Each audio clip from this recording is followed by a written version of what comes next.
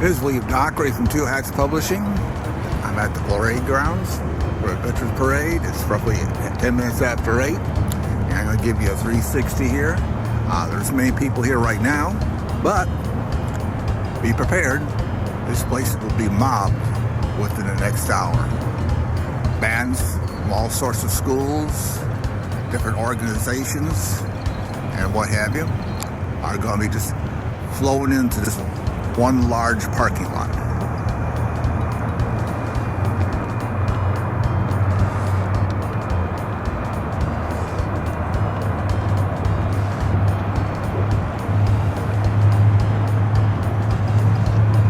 There's your 360 view. I'll try and give you another one in a little while. This is William Dockery with Two Hats Publishing. This is William Dockery from Two Hats Publishing, and it's now roughly 8:30, and the place is now beginning to fill up. I'm going to give you a nice 360 and see how well things are going.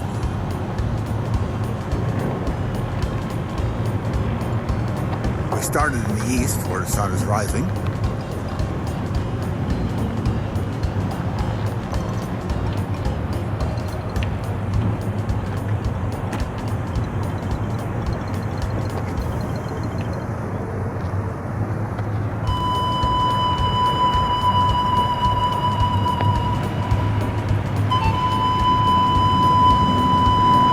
Okay, there's your 360. Things will try and give you help a little bit later on. The place should be getting exciting. William Dockery, Two Hats Publishing. Okay, this is William Dockery from Two Hats Publishing. It's about 10 minutes to 9. Things are starting to fill up. Let's give you another 360.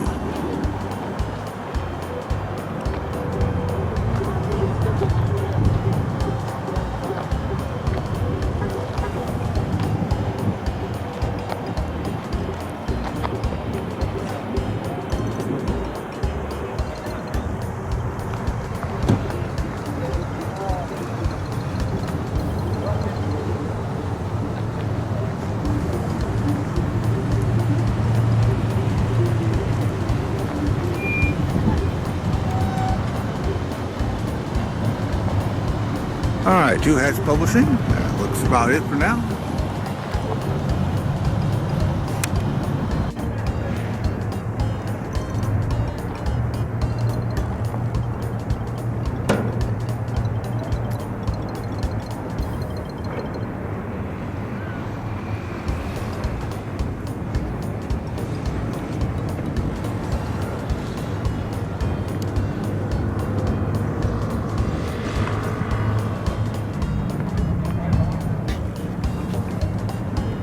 Tell me, here, you can hold this and tell me about your organization.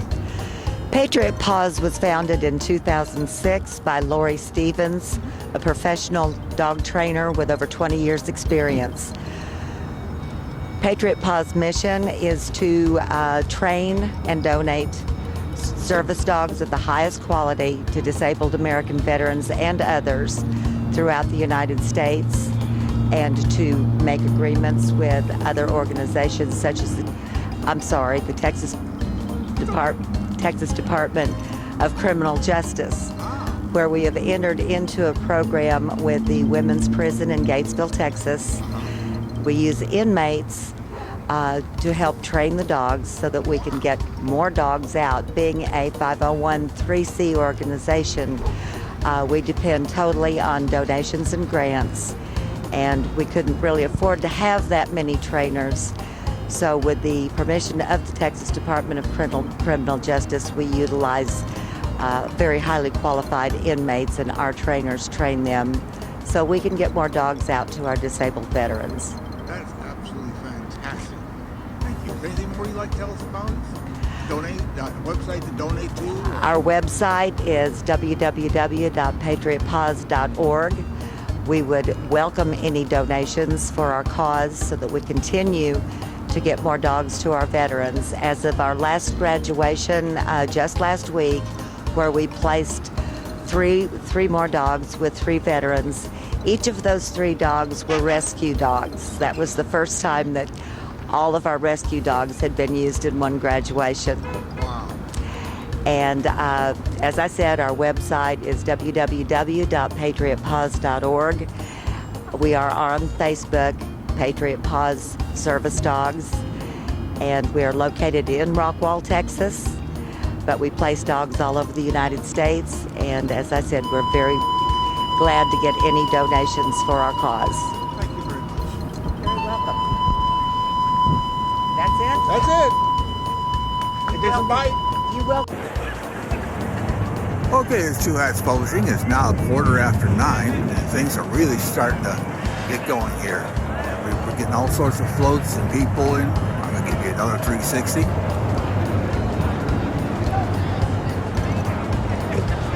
We started in the east where the sun rises.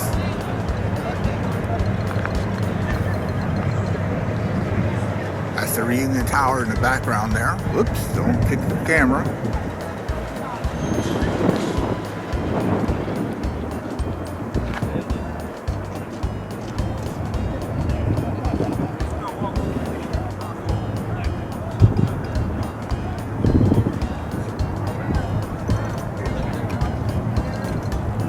Mary, tell me about your organization and what it does. You can hold the microphone. Our organization is Daughters of the Nile. We were founded in Seattle, Washington, and you have to be related to a Shriner in order to become a Daughter of the Nile. Okay. And we help the Shrine with the Shrine hospitals. We perform, our particular club goes to the Shrine hospitals and carries stuff for the kids down there, plus needs for the hospital, and then we clown for the kids and give them toys too. And then we do parades too, and we enjoy it. But Daughters of the Nile is a good organization, a great organization. It does a lot of good to help the Shriners raise the money they need every year. Do you have a website or something that people can donate to you and help you out in the organization? Daughters of the Nile, you can go on the internet, and it's under daughtersoftheNile.net. Okay. And pull up our organization and find out everything about it. Okay. We'll celebrate our 100th year next year. Wow. So we have like 13 Daughters of the Nile temples in Texas, and we have like conventions once a year. Uh-huh. We have a Supreme Queen, which will be at our temple on Tuesday, and then she'll be in Fort Worth. She visits all the hospitals throughout the year. Worthy group. Yes, Thank you. it is. Thank you so much. Bye-bye. Julie? Okay, Julie, tell me about your group here and what all these dogs are for and all your group and a website. Okay, this comes from Doberman Rescue of North Texas, www.dobermanrescue.org. We rescue unwanted Dobermans and then spay, neuter, get them treated for medical conditions and adopt them out. Right here we are representing the Marine War Dog that was in the Pacific Theater during World War II. The Doberman was an essential element in helping to liberate the island of Guam. Fantastic. I bet that's not in many history books. No, Captain William Putney did write a book called Always Faithful, and it talks about the Doberman. The Doberman Pinscher Club of America donated a lot of their pets, and they went to Camp Lejeune for training. Okay. Fantastic. Thank you. So, You're welcome. why don't you give me that website one more time so people can donate or help your organization? Okay, it's www.dobermanrescue.org. Okay. Thank you very much. You're welcome. Bye-bye. There we go. This is William Dockery from Two Hats Publishing. I got Jim here. Could you give me your first and last name? Okay, Jim Ross, and I am with the Vought Aircraft Retirees Club, which is a part of the Vought Heritage Foundation. Okay. Tell me more about your group and your airplane here and everything you do. You can hold the mic if you Okay. This airplane is a Warbird kit of a F-4U Corsair. It was built by a man in California that took 17 years to build it. Obviously, he had something else to do, but once he got it built, he discovered he was too big to get in it, and his courage had lacked. This is a scary thing to fly, so he never flew the plane. He ended up donating it to our foundation for our tax write-off. and we have it, and one of the stipulations was that we are not to sell it and we're not to fly it. So this airplane will not, it can fly, but it never will. We've had it about going on 9 years now, and I've been in charge of it for about 7. And we go to functions like this. We go to air shows. We were at Skyball 2 weeks ago, and we go to the Confederate Air Force fly-in, and we go to the Civil Air Patrol fly-ins, and all locally around the Dallas area. We probably run about 400 hours a year on this airplane, traveling and displaying. So we have a good time doing all this kind of thing. I am and now basically the only one that is in charge of this. Either all the other guys don't care, or I just am a willing. You have a big parking lot or garage. No, we're based in one of the hangars at the Vought Aircraft Company, which is now Triumph, and they allow us to be in there for whatever length of time we hope to be there. But so far, we assume we're going to be there forever. But that may not be a good assumption. Is there a website that people can go? There probably is, but I don't know what the foundation's website is. But mine is thecorsairguy@yahoo.com. So that means if you want to know about the Corsair or you want to schedule a showing, you email the Corsair Guy. Don't forget all the words, all one word, @yahoo.com. Okay, thank you very much. You bet. Bye-bye. Give it a second here. All right, tell me about your group. You've got this nice submarine up here, and what you stand for, what you're trying to do? Well, we're members of the we're the members of the United States Submarine Veterans Incorporated. We are the base for the USS Dallas, so any submarine veterans that are in the Dallas area that we can get belong to our association. That we have about 120 members right now, and I'm sure there's still a lot in the Dallas-Fort Worth area that need to hook up with us. We're unveiling our new float for this year. We have got constructed a replica of the USS Dallas SSN 700 and put it up on stanchions, and our base members will sit underneath it. And we also have our motorcycle club, which is the Submarine Veterans Motorcycle Club. So we'll have them in front and them in back. And in front of us will be the commanding officer of the USS Dallas and the chief of the boat, which is the senior enlisted on the submarine, plus their junior sailor of the year and their senior sailor of the year, which will be in the lead car up there. So we're ready to go. You're ready to go. So you want to get more members. So give me a website or an email address. Our website is www.dallassubvets.org. And everything you need to know about the Dallas Submarine Veterans, we're on it, and it's got my phone number if anybody cares to call me and or communicate by email. Fantastic. Thank you very much. You're welcome. Thank you very much. Kittrell. All right. Robert, tell me about your group and everything else that's exciting. I know a lot of energy here.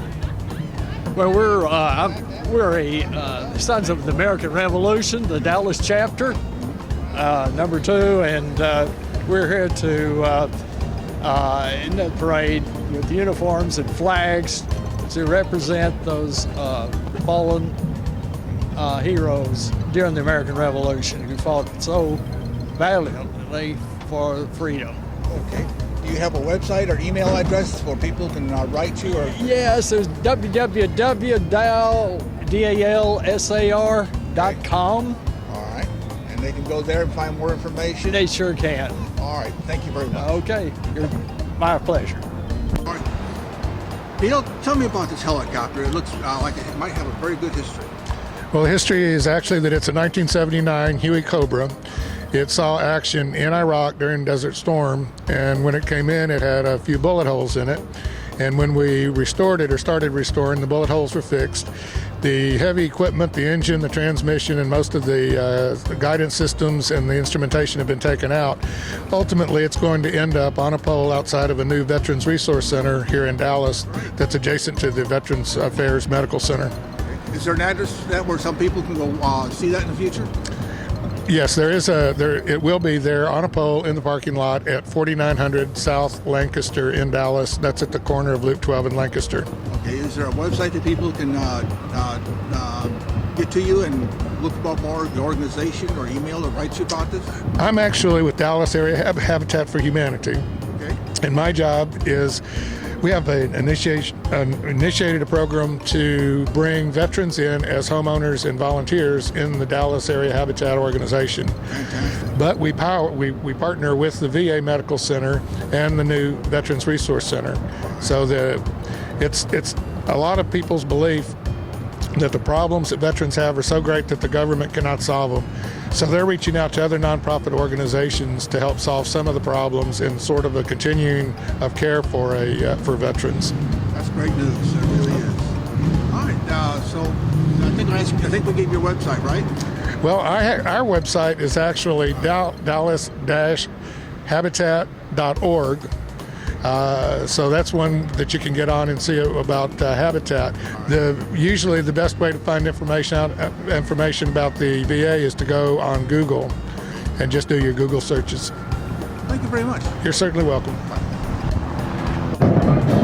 This is William Dockery from 2X Publishing. I can no longer give you a 360. As you can see from this picture, the parking lot is very, very full. And they're now starting to line up for the parade.